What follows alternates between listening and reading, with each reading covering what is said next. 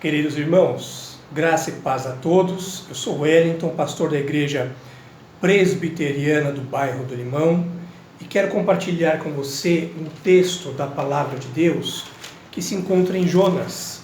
Jonas, capítulo 1, versículos 1 a 3, e que nos diz assim: Veio a palavra do Senhor a Jonas, filho de Amitai, dizendo: Dispõe-te, vai à grande cidade de Nínive e clama contra ela, porque a sua malícia subiu até mim. Jonas se dispôs, mas para fugir da presença do Senhor para Tarsis. E, tendo descido a Jope, achou um navio que ia para Tarsis. Pagou, pois, a sua passagem e embarcou nele para ir com eles para Tarsis, longe da presença do Senhor. Queridos irmãos, muitas vezes nós olhamos para o povo de Israel e pensamos: como eles puderam ser tão desobedientes ao Senhor? No entanto, não nos damos conta que nós também desobedecemos e muito ao Senhor. O profeta Oséias, no capítulo 11, versículo 7, diz assim: porque o meu povo é inclinado a desviar-se de mim. Outra tradução para esse mesmo texto é separar-se de mim. E o termo hebraico significa virar as costas para Deus. O profeta Jeremias, no capítulo 5, versículo 7, diz: como vendo isso eu perdoaria, o Senhor dizendo: teus filhos me deixam e juram pelos que não são deuses. Depois de eu os ter fartado, adulteraram e em casa de meretrizes se ajuntaram em bandos. Amados irmãos, amigos, não temos dúvidas que Jonas era homem de Deus. Foi ele quem proclamou a bênção de Deus sobre o reino do norte durante o reinado de Jeroboão II. Jeroboão II, que foi um dos maiores líderes militares da história de Israel. O monarca que estendeu seu reino à custa da Síria, segundo a palavra do Senhor. E Deus confiou a Jonas outra palavra que levaria a salvação, só que desta vez ao povo de Nínive, um povo mau, um povo obstinado, que quando escravizava outros povos, agia de forma tremendamente perversa, tremendamente cruel.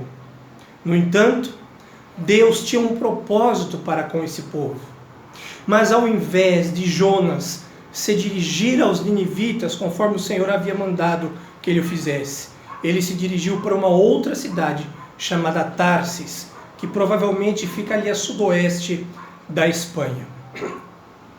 E todas as vezes que olhamos para a história de Jonas, nós precisamos nos perguntar se ela não representa também a nossa história, que somos chamados para fazermos a vontade de Deus, mas muitas vezes nossa atenção é desviada para fazermos outras coisas mais importantes e mais atraentes aos nossos olhos. Enquanto Nínive representava para Jonas o centro da vontade de Deus, o desafio, a responsabilidade dada por Deus ao profeta, Tarsis representava a zona de comodismo, de conforto, e Jonas, mesmo sendo um homem de Deus, chamado por ele, além de não obedecer à vontade de Deus, não queria que o povo recebesse a palavra da salvação, se arrependesse pelos seus pecados e que fosse salvo. Querido, querida, para onde você tem ido? Você tem ido para Nínive ou você tem ido para Tarsis? Nesses dias de Covid-19, você tem aproveitado para se aprofundar nas Escrituras? Você tem se aprofundado para ler a tua Bíblia e entender qual é a vontade de Deus revelada a você? Você tem orado? Ou você tem dito, eu não tenho nada a fazer? Kevin Giles, um pastor australiano, escreveu em um texto chamado Vamos percorrer isso juntos. No decorrer do texto, ele fez a seguinte pergunta: como você tem usado seus dons, talentos e recursos para oferecer esperança àqueles que estão ao seu redor e não a têm mais? Se o teu barco está afundando como o barco de Jonas, lembre-se, você tem a responsabilidade diante de Deus e ainda tem tempo para dizer sim ao teu chamado.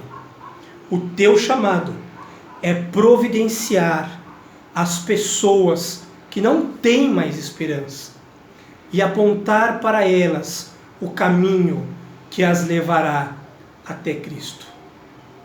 Lembremos do que Paulo disse à igreja que estava na capital do Império Romano, quando ele escreve: no zelo não sejais remissos, sede fervorosos de espírito, servindo ao Senhor, regozijai-vos na esperança, sede pacientes na tribulação, perseverantes, compartilhai as necessidades dos santos, praticai a hospitalidade, abençoais e não amaldiçoeis.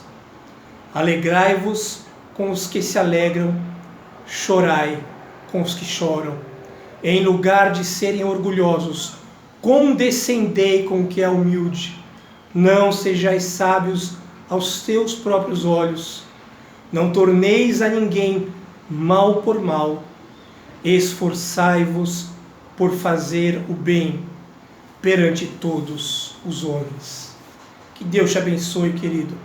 Que esta palavra encontre o teu coração cheio da esperança de Cristo, para que você possa compartilhar esta mesma esperança aos desesperançados. Em nome de Jesus. Amém.